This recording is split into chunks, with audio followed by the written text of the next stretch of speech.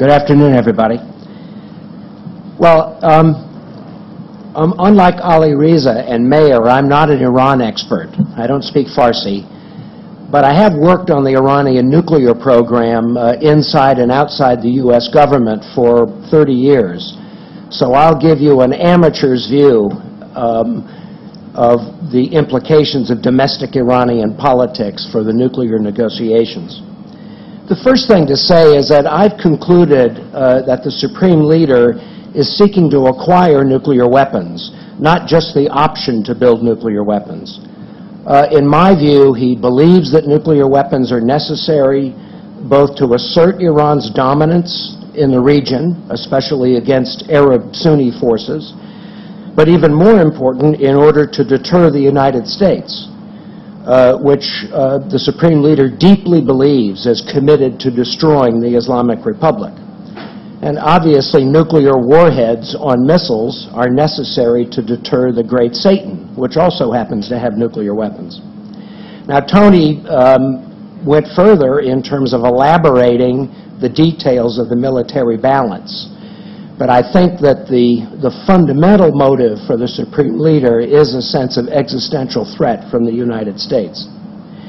Furthermore, I think the Supreme Leader is convinced that the nuclear issue is simply a pretext that the U.S. uses in order to undermine and pressure the Islamic Republic. And that even if Iran satisfies the United States on the nuclear issue, that will only whet the appetite of the beast. And the U.S. will find some other issue, like human rights or counterterrorism, in order to pressure and try to undermine the Islamic Republic. So he's deeply skeptical, as he said publicly, that any nuclear deal acceptable to Iran can be negotiated, and he's deeply reluctant to make any concessions because it fears this will just lead to more demands from the United States. Despite Ayatollah Khamenei's pursuit of nuclear weapons, though, I think his actions have been tempered by caution, and in particular concern that efforts to acquire nuclear weapons will trigger attacks or pressure that could threaten the survival of the regime. So as a result, if you look over the last 30 years, the nuclear program has proceeded by fits and starts. It creeps forward when Ayatollah Khamenei calculates the coast is clear and the risk is low, but he avoids actions and even accepts tactical retreats when he calculates the danger is too great. In fact, I think Iran would have acquired nuclear weapons years ago if it wasn't for the efforts of the U.S. and its allies to frustrate the program through exposure, sanctions, export controls, threats, sabotage, and so forth. On the other hand, we have to admit that Iran has acquired the basic technical capability and the enrichment infrastructure over the last decade to produce weapons-grade fissile material fairly quickly. And I think Khomeini will be extremely reluctant to give up this capability unless he feels he's under a very severe duress. Now, in contrast to what I think is the Supreme Leader's view, Rouhani and Zarif say that they're opposed to the acquisition of nuclear weapons because they recognize it will damage Iran's national security by increasing tension, increasing the risk of proliferation in the region, and making Iran the target of preemptive threats.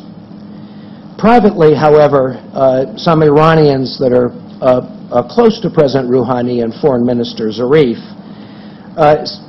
say that since Iran is surrounded by nuclear-armed powers and potentially threatened by nuclear-armed powers, they say that Iran needs to have some kind of nuclear option, a virtual deterrent for national dependence and for independence.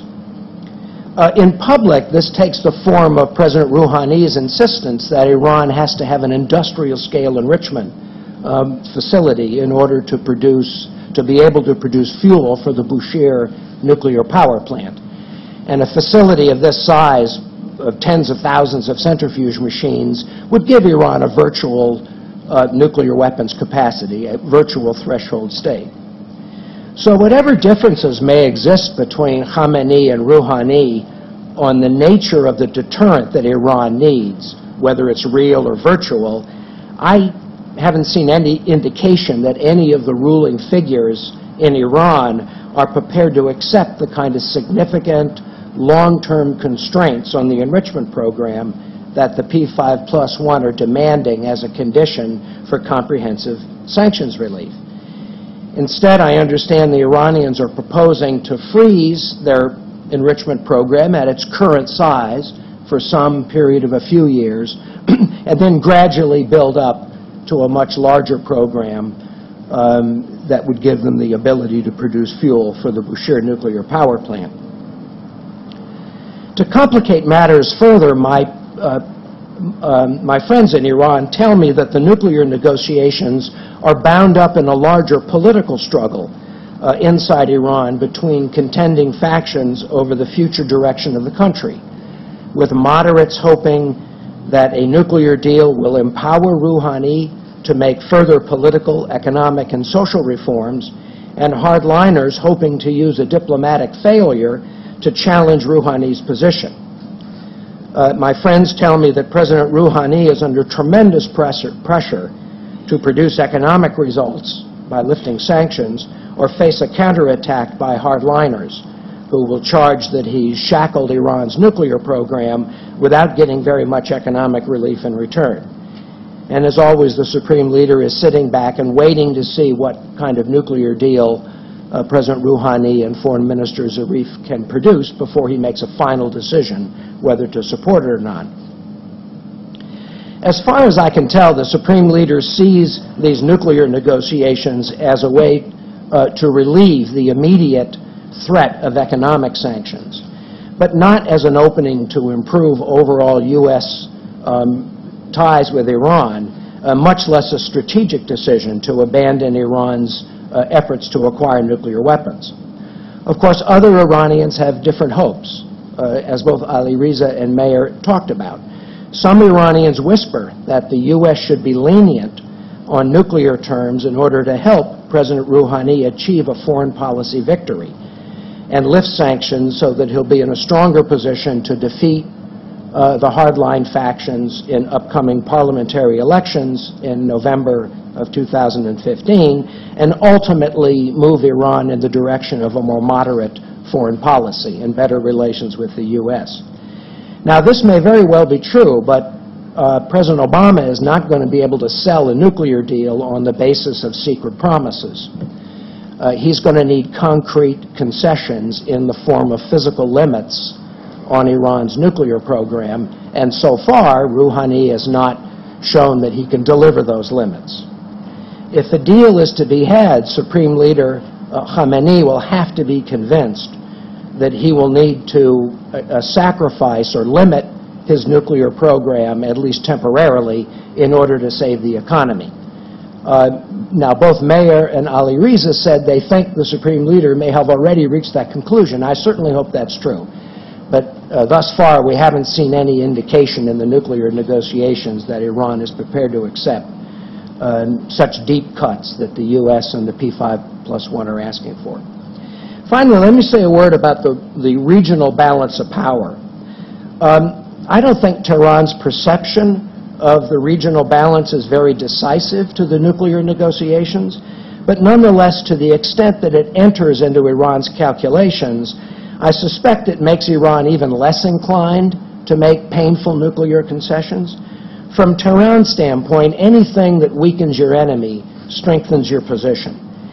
And if you look at Iran's success in helping President Assad to survive in the Syrian civil war, and tensions between the U.S.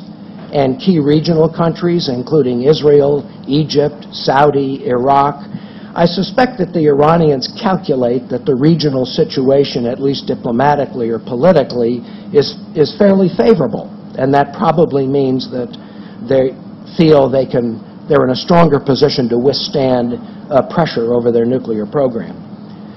Perhaps even more important than the regional situation, tensions between the Western powers and Russia over Ukraine may also give Iran hope that it can split the P5+1 by offering a deal that the Russians and the Chinese could accept and the U.S. and the European powers would reject. As far as I can tell, this hasn't happened, though, and recent indications that the Ukraine crisis may be on the path toward a diplomatic resolution is a positive development, I think, for maintaining P5+1 solidarity.